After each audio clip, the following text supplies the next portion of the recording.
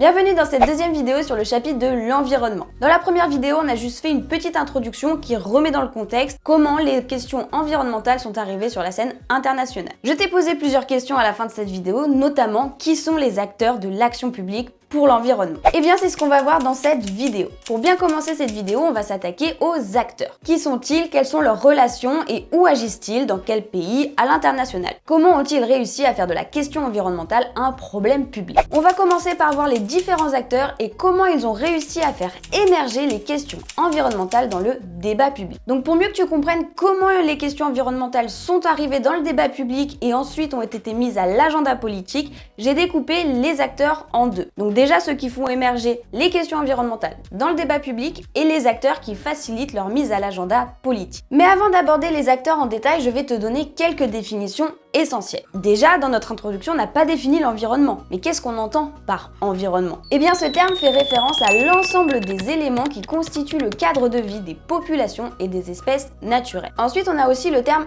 problème public. Donc quand est-ce qu'on sait qu'un problème est devenu public? Eh bien un problème public, c'est un problème qui sort des préoccupations privées et qui par sa publicité et sa médiatisation ouvre un débat public qui concerne tout le monde et qui appelle à une prise en charge politique. Maintenant que tu sais ça, tu dois sûrement te demander comment une question environnementale peut-elle émerger dans le débat public et devenir un problème public. Pour cela, il faut se pencher sur trois actions clés qui permettent cette transition. On a d'abord le naming, ça veut dire nommer. Et cette première étape consiste à identifier et à désigner une situation comme étant problématique ou inacceptable. C'est le point de départ qui permet à un sujet de quitter la sphère privée pour entrer dans le domaine public. Ensuite, il y a le blaming, qui veut dire blâmer. Une fois le problème nommé, il s'agit de déterminer les responsables de cette situation. Cette étape est importante car elle oriente les décisions publiques vers la recherche de solutions en identifiant les acteurs. Ça peut être les individus, les entreprises, les gouvernements. Ces acteurs ont eu des actions qui ont contribué au problème. On peut prendre par exemple l'attribution de la responsabilité à certains secteurs industriels dans la production excessive de déchets plastiques. Et on finit avec le claiming, qui veut dire réclamer. Cette dernière étape consiste à formuler des revendications concernant les actions publiques à mener. Ça implique souvent des propositions pour modifier ou créer des lois avec comme finalité l'influence sur les décisions gouvernementales et parlementaires. Des initiatives comme l'interdiction des sacs en plastique, des pailles ou la lutte contre la déforestation et l'usage d'huile de palme en sont des illustrations. Dans ce processus de mise en lumière sur la scène publique, il y a différents acteurs qui jouent des rôles importants. Et ils sont au nombre de 3. On a les experts, les mouvements citoyens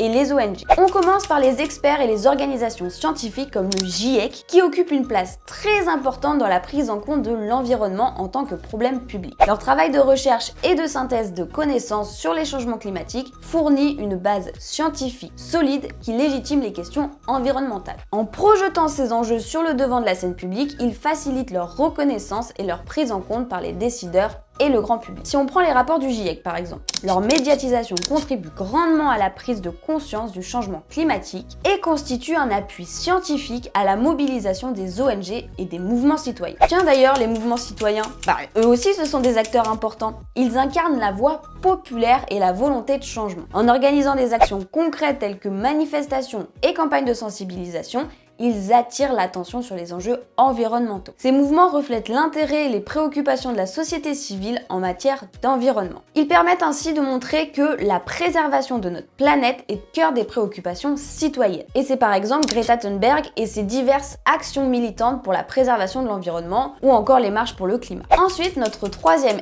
et dernier acteur, ce sont les ONG, donc les organisations non gouvernementales, telles que Greenpeace par exemple. Eh bien les ONG, ce sont des organismes financés essentiellement par des dons privés. Ces organisations sont dédiées à l'aide humanitaire sous une ou plusieurs formes telles que l'assistance médicale, l'aide aux plus démunis, etc. Elles jouent un rôle fondamental dans la médiatisation des questions environnementales. Elles visent à modifier les comportements humains qui dégradent l'environnement ainsi que la faune et la flore de la planète. Et c'est grâce à leurs campagnes d'information et à leurs actions parfois spectaculaires qu'elles parviennent à mobiliser l'opinion publique et à exercer une pression sur les acteurs politiques et économiques. On peut voir d'ailleurs que leur nombre d'adhérents augmente énormément. Et ce phénomène témoigne de la prise de conscience croissante de l'importance de la protection de l'environnement. Donc il y a 3 acteurs qui permettent de faire émerger les questions environnementales sur le débat public. Il y a les experts, avec notamment le GIEC, les mouvements citoyens avec par exemple Greta Thunberg, et les ONG avec notamment Greenpeace. Ces acteurs contribuent à transformer les questions environnementales en problèmes publics. Ils jouent un rôle indispensable dans la sensibilisation, la mobilisation et la formulation de réponses aux défis environnementaux actuels. À travers les étapes qu'on a expliquées un peu plus tôt dans la vidéo et aux acteurs que j'ai mentionnés, une situation environnementale devient un sujet de préoccupation publique, ce qui va mener à des débats et à des révisions des politiques publiques. Maintenant, on va s'intéresser aux derniers acteurs, ceux qui facilitent la mise à l'agenda politique des questions environnementales. Et ils sont au nombre de 2. Il y a les partis politiques et les entreprises. Donc le développement des questions environnementales au sein de l'agenda politique est un processus qui met en lumière l'interaction entre la société civile, les médias et les acteurs politiques. On peut définir l'agenda politique comme l'ensemble des problèmes qui reçoivent une attention particulière de la part des autorités publiques, et ça montre comment certaines questions comme l'environnement deviennent des priorités gouvernementales, entraînant une série de décisions politiques. Mais alors, comment une question environnementale s'élève-t-elle au rang de priorité sur cet agenda? Et là, on peut voir qu'il y a 3 dynamiques principales qui se combinent pour y parvenir. La mobilisation collective, la médiatisation et la politisation. La mobilisation collective repose sur l'effort de groupes organisés pour attirer l'attention sur les enjeux spécifiques. Ces groupes utilisent un éventail d'actions pour sensibiliser l'opinion publique, les médias et les décideurs politiques. En parallèle, la médiatisation joue un rôle crucial. Elle implique d'alerter l'opinion publique et de rallier des soutiens par l'intermédiaire des médias traditionnels et numériques. Les médias servent à hiérarchiser les problèmes, donnant ainsi une audience importante aux questions environnementales. Et ils permettent également de faciliter leur reconnaissance comme sujet d'intérêt public. Et finalement, on a la logique de politisation. Ici, on se pose la question, quel avantage le personnel politique va tirer de la proposition d'une solution à tel ou tel problème? Et pour qu'une question environnementale se fraye un chemin sur l'agenda politique, 3 conditions sont nécessaires. Que le problème soit construit comme un problème public plus ou moins urgent, qu'il existe une solution politique et que le contexte soit favorable au débat. Et bien, dans ce processus, plusieurs acteurs vont jouer des rôles spécifiques. On a du coup les partis politiques et les entreprises. Les partis politiques, et notamment les partis écologistes, jouent un rôle important dans la construction des questions environnementales comme problème public. Ils facilitent l'intégration de ces enjeux sur l'agenda politique en promouvant des politiques et des législations visant à protéger l'environnement. En plus de ça, depuis les années 1990, les partis traditionnels s'emparent de la question environnementale. On peut notamment le voir avec Jacques Chirac qui, dans sa présentation de son programme en 1995, déclare « La préoccupation de l'environnement devra être mieux intégrée dans nos principales politiques ». Cette arrivée de la question environnementale en politique montre que cette problématique prend de plus en plus d'importance au sein des débats politiques. En plus des partis politiques, on a aussi les entreprises. Certaines entreprises prennent une part active dans ce processus en adoptant notamment des procédés de fabrication plus respectueux de l'environnement. Cette démarche est souvent mise en valeur à travers l'obtention de certifications et de labels environnementaux qui attestent d'un effort réalisé pour minimiser leur impact sociologique. Si on regarde l'écolabel européen par exemple, entre 2011 et 2015, le nombre de licences relatives à des produits écolabellisés fluctuait entre 177 et 207, aux alentours de 150 entre 2016 et 2018. Et finalement, leur nombre retombe à 134 en 2019. Pareil pour le nombre de licences relatives à des hébergements touristiques. Il a continuellement augmenté entre 2011 et 2015, passant de 152 à 356 avant de se réduire pour s'établir à 208 en 2019. Mais ces initiatives privées ne se contentent pas de répondre aux attentes des consommateurs de plus en plus préoccupés par l'écologie. Elles exercent aussi une influence positive sur l'agenda politique, car elles démontrent la faisabilité et l'efficacité des pratiques durables. Une fois qu'une question environnementale